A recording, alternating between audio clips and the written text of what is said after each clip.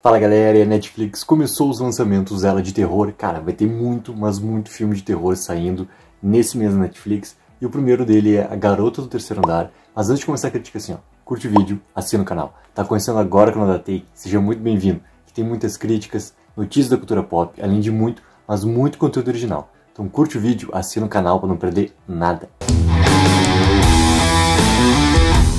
Então galera, esse filme aqui é um filme de 2019, ele é um filme independente, um filme que percorreu também festivais, principalmente festivais do gênero de terror.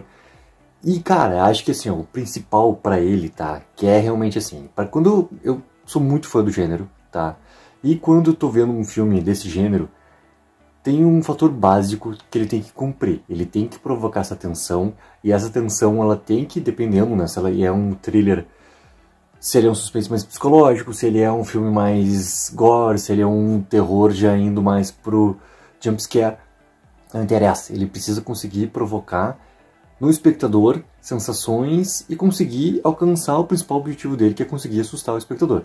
Ponto. E esse filme, em alguns momentos, sim, ele consegue provocar essa tensão e sim, ele consegue realmente, cara, me deixar incomodado. Tá? Eu realmente me senti incomodado em alguns momentos ali.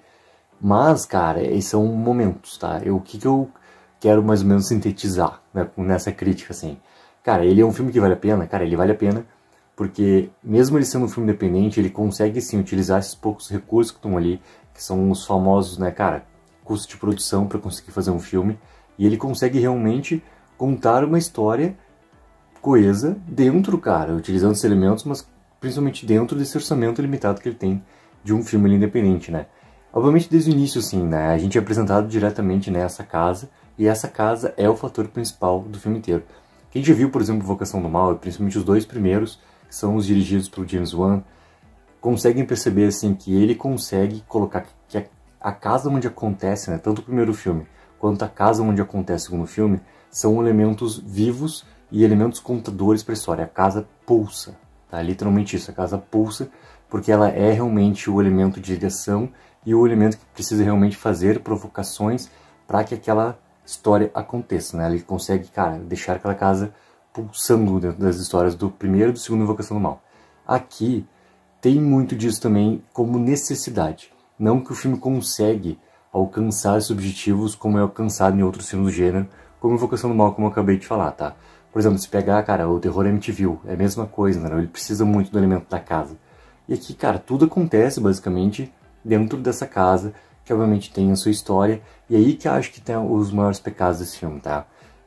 Vamos pegar e vamos dividir esse filme em dois momentos, tá? O primeiro momento ali onde fica o Dom, conhecendo, né, basicamente aqui a nossa Sarah, e depois quando entra a Liz, onde ela conhece a Sarah também, mas principalmente assim, quando entra a Liz, o filme, ele tem essa divisão, e essa divisão, pra mim, também tem muito a ver com o que tá funcionando e o que não tá funcionando dentro do filme.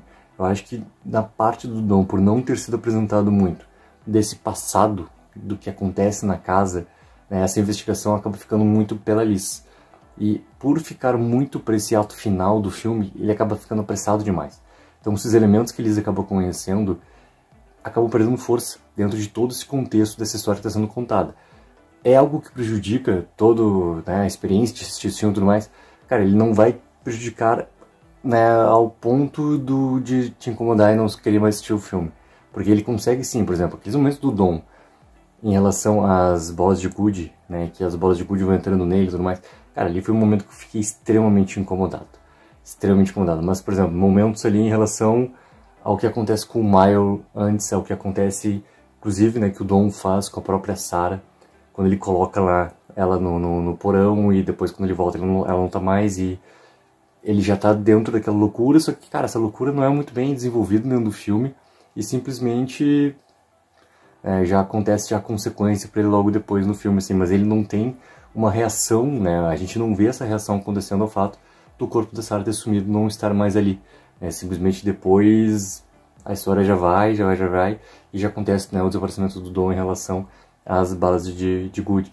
Então, cara, são elementos assim que eles acabam ficando sem ter onde colocar. Parece que eles queriam fazer muita coisa, utilizar muitos elementos, e que esses elementos acabam não ficando com a real força que eles querem ficar.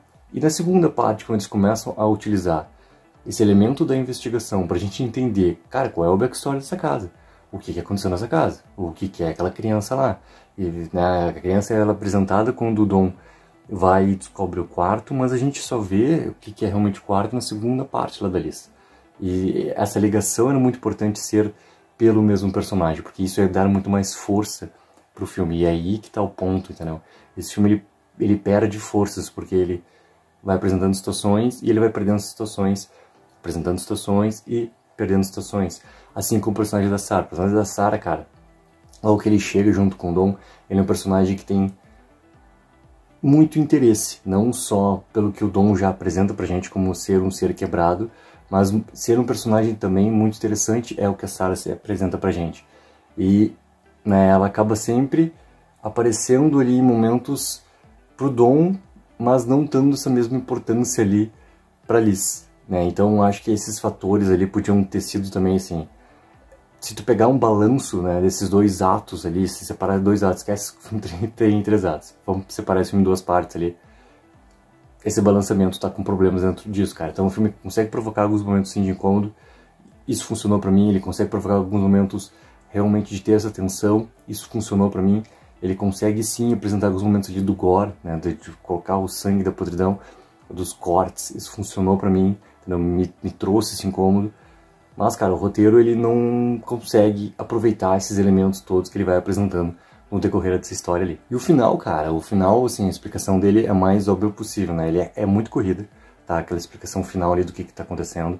Mas a partir do momento onde a Liz, né, vai e acaba com o espírito da criança que ainda estava lá, que tinha sido, né, já ficado eternamente presa dentro daquela casa, ela assassinada pelos próprios pais, o Dom é também um daqueles outros tantos espíritos também que estão naquela casa lá, que continua presente lá. E por isso que o Dom volta e a casa vai ser eternamente uma casa onde os espíritos que por lá estiverem, que por lá simplesmente não saíram mais, né? Morreram dentro daquela casa, vão continuar dentro daquela casa.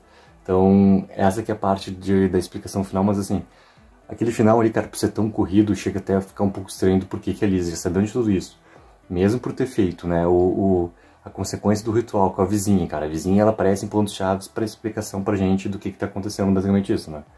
Muito mais de ajudar ali, porque eles tentam explicar aquela parte das escolhas, né. Tem que ter o livre-arbítrio e tem que ter as escolhas. Mesmo assim, ela aparece muito mais pra gente, pra nós espectadores, pra explicar literalmente o que tá acontecendo em cada momento do filme. E elas fazem o ritual, elas fazem, né, o enterro pro espírito realmente descansar, tudo mais.